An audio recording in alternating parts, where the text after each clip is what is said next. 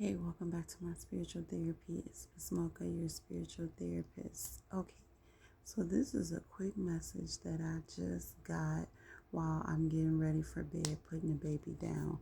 I seen the numbers 1010 repeat, and so automatically I'm like, oh, I know that verse. Because when I see numbers repeat, I know it's a message from God to go check out the Bible verse to see what he's trying to say. It could be multiple meanings. And I do know that the devil has been in my head, because I've been having a hard day, hard week. So he been in my head with the negativity, trying to, bring, kill, steal, and destroy, basically. And so I know that verse, the devil comes to, or the enemy comes to kill, steal, and destroy, but Jesus comes to give abundant life. So I'm like, okay, I already know that guy.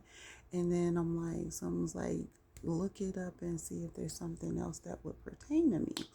Well, when I looked it up, there is another verse that pertains to me because all week, well, really forever, all my life, but no, like all week, more specifically, I've been like, asking for help, begging for help.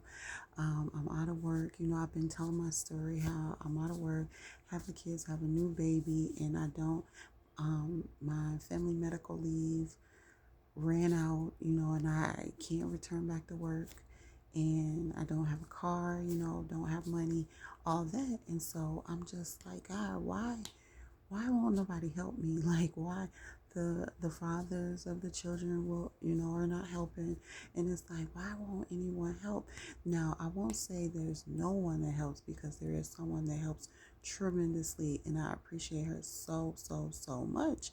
And it's like, but she's the only one. And it's like, I don't, it's like, it's crazy to even have to ask her to help me with my kids. If you knew, like, how I knew her, it's so crazy. Like, I should have my own, you know, um, family members or whatever to help me. This is how I'm thinking. Like, the dads for the kids should be helping me. Like, people should be helping me that are not. And so I feel like God sent her to help. And it's like, I don't want to keep asking her every time we run out of food, because she sends money. But, food is so expensive. It's 3 kids I gotta feed, it's hard, and I need other things besides food. So I try to get, food is the most important.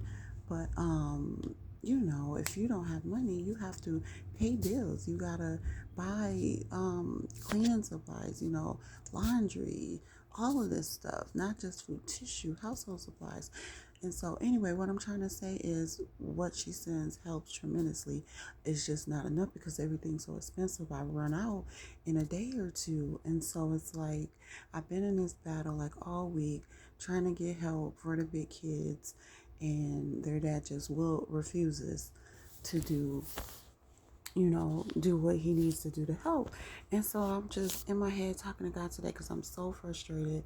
I'm at the point I don't know what to do. And it's like, God, why won't anybody help me? Why won't they help me? And he brought these numbers to me. And so I'm going to read what the message is. Now, the verse 10:10, he brought me to Matthew 10:10, and it says, nor script. This is the King James version, but I'm going to read out of another version just to make it clear. It says, no script for your journey, neither two coats, neither shoes, nor yet saves, for the workman is worthy of his meat.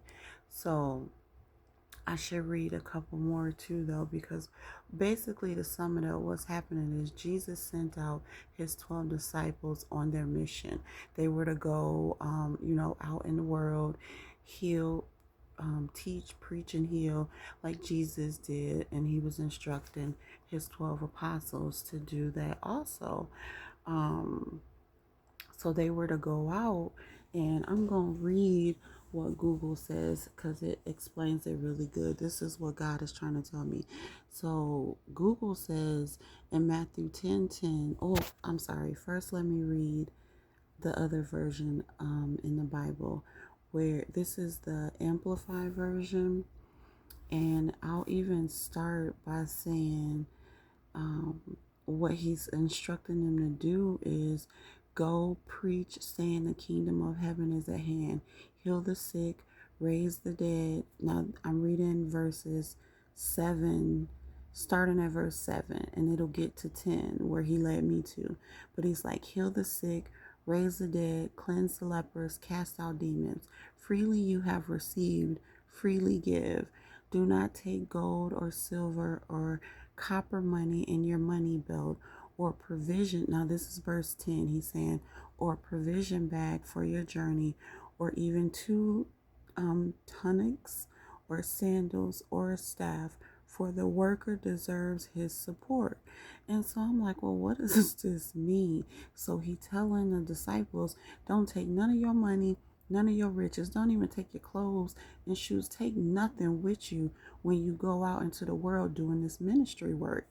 And so it's like, well, that's hard. How can they do that? But this is what God is telling me. So I Googled the meaning, and Google is saying that Jesus tells his 12 disciples not to pack a travel bag, extra clothes, extra shoes, or a walking stick for their mission. He explains that the worker is worth his keep, or like the King James Version says, worth his meat, which is meaning that the laborer is worthy of his food, meaning God will provide for their daily needs through the hospitality of the people they're serving.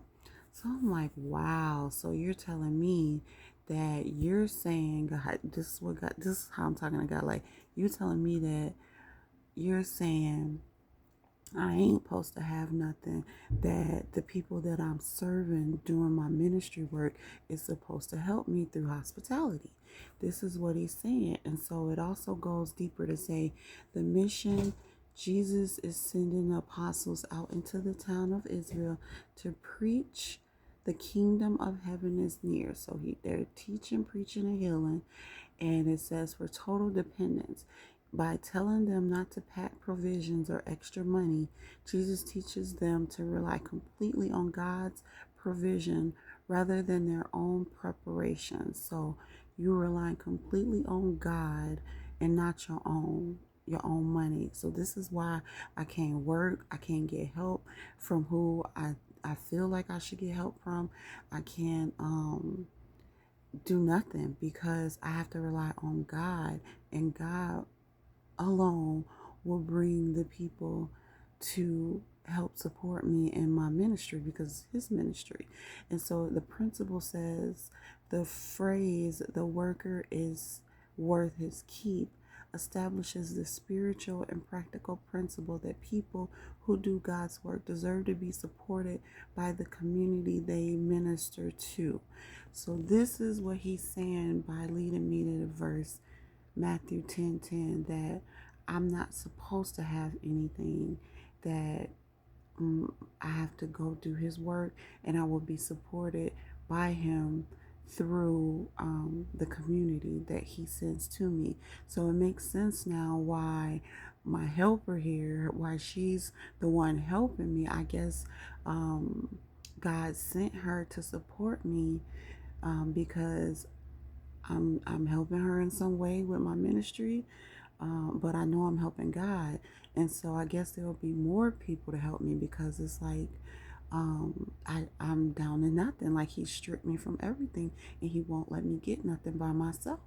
And so that's why I say I can't work. I can't get my own money. I can't even get government assistance anymore. Not that that matters to me because I hated that anyway. But he won't let me get anything. So me and my kids literally have been sitting here without food. The baby ran out of milk, diapers, everything. And it's like, we don't have nothing, God. What are we supposed to do? Now I understand he sends the people who I'm serving to serve me. But it's like we're living in a time of day and age.